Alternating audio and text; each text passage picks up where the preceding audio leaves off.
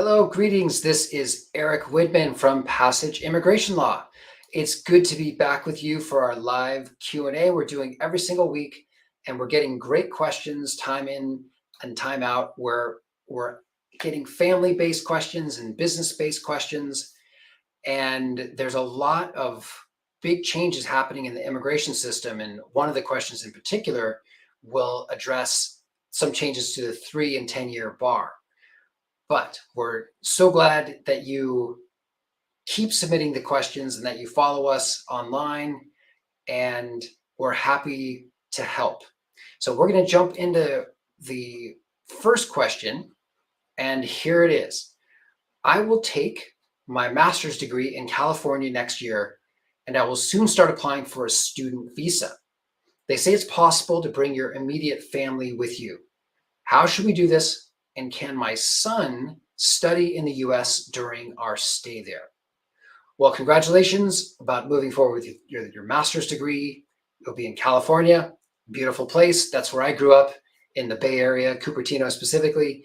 So California, one of the world's best places to be, and really amazing universities. So I hope you are excited. I'm intrigued to learn more about what you're studying too. So you're going to get your master's degree. You're going to have an F1, F as in Frank, student visa, and you're applying for that now. So you're wondering about bringing your immediate family, and I presume that's going to be your spouse and your son. So your spouse and your son are both able to get F2 visas as part of the process of you applying for your F1 student visa. You have to be a full-time student for your master's degree, and you're going to fill out the form DS-160. You're going to apply for the F2 with your derivative family members as part of that process with the DS-160.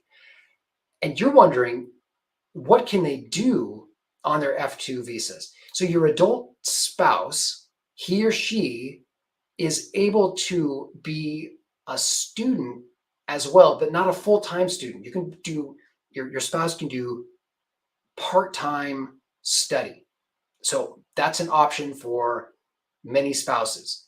But your child, we don't know how old your son is, but if he's an elementary school student, he can go on an F2 visa full-time to school.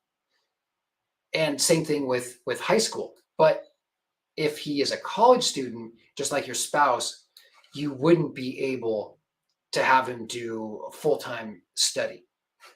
So congrats again. That's exciting about California. And feel free to reach out with related questions if you give us more details. Okay, next question. My boyfriend was in jail for conspiracy to sell 100 kilos of marijuana, and he was deported, sadly, back to Mexico. Since the applicants with the 3 and the 10-year bar will be allowed to apply for a green card, will he be qualified for this? If that's his only offense and he's never been in trouble in any other way. Okay, well, very sorry to hear that your boyfriend had to go through this. And it's fascinating how the law has changed over the years with the legalization of cannabis in California and Oregon and elsewhere. But the changes to the 3 and 10-year bar, to clarify that, it's a somewhat narrow subsection of options. The 3 and 10-year bar, the recent court decision, the recent USCIS deciding to resolve litigation, and they're going to issue guidance on this soon. They haven't formally issued it yet, but the narrow way that the 3 or 10-year bar can be weighted out according to this new standard, it's possible to wait out the 3 and 10-year bar in the US and adjust status if someone had a valid entry into the US. And so, for example, a typical scenario is where, let's say your boyfriend had a visitor visa, B1, B2 visitor visa, had overstayed and accrued unlawful presence, had left the US, come back in on a visa somehow, maybe that same visitor visa was let in, and then waited 3 or 10 years to in the US to wait out that period of the bar. In that situation, he could then move on and get a green card with you if you get married, for example, and the 3 or 10 year bar would be that issue would be resolved at that point.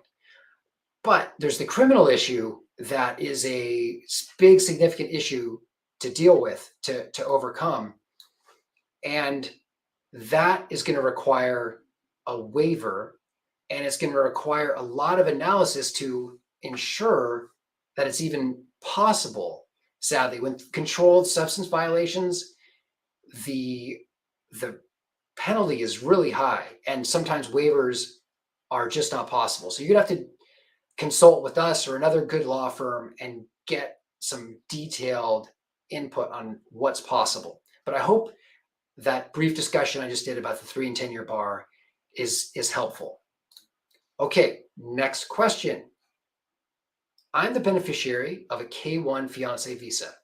My interview was already done in September of last year in Islamabad, Pakistan, at the US Embassy.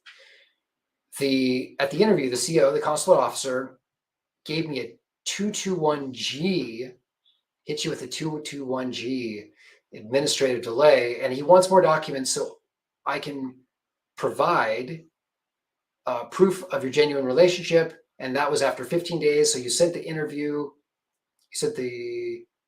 information to the US Embassy Islamabad. And then you were asked to wait for another 90 days for document review. You waited.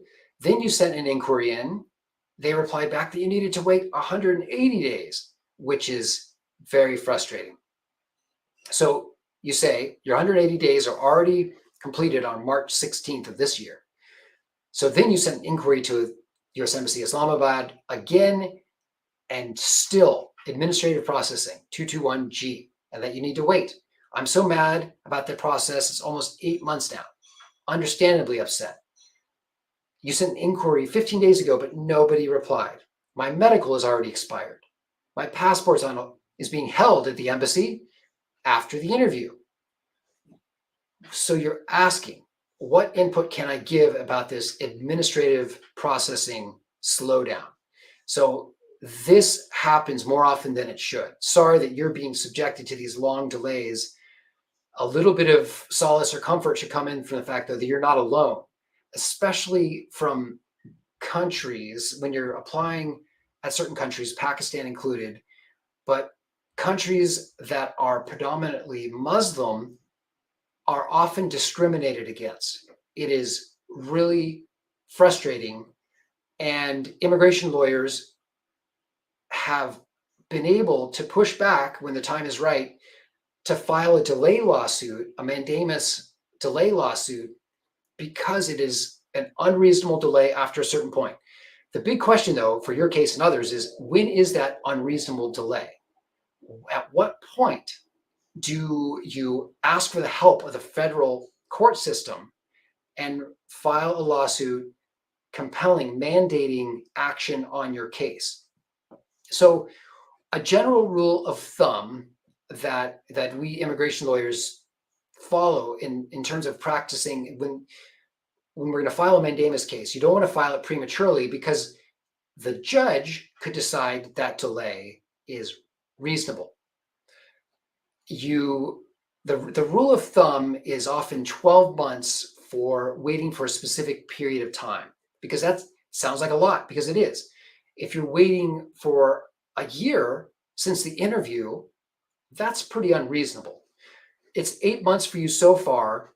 So we would recommend you wait, if I got the dates right here, that it's been a year from the time of your interview. That's not hard and fast, set in stone, but that would strengthen your case and allow you to show that if you're still getting nothing, if you're getting crickets, as at least Americans I know say, you would then have a stronger case with a federal judge. So many people are subjected to this limbo state of 221G processing. You're doing the right thing by continuing to follow up, because if you do file a lawsuit in the future, you're going to have to show that you exhausted administrative remedies, that you took all these extra steps, the steps that you're supposed to follow up. And some other steps you could take is contacting the U.S. senator. Have your fiance petitioner, the U.S. citizen petitioning for you, contact the U.S. senator in his state and ask for some help. There too, the delay has not been completely outrageous. Sadly, there are many other people that have waited and are waiting even longer than you. But our firm and others, we were able to shake free a delayed K1 case that was stuck over in Iran. So they were subjected to an extra long period of time, probably because of their religious and ethnic background. And that's not fair. So hang in there, keep following up, make sure you get them what they need, be polite. Remember that it is a human being on the other side. You don't want to burn any bridges with the consular officer, but be polite but firm, and potentially contact US Senator, maybe an ombudsman with USCIS. Maybe. But yes, it's stuck in consular processing, so that's probably not the best idea right now. It was a pleasure, everybody, to connect and to talk about some of these important questions. Feel free to get in touch, and definitely have a great week and take care.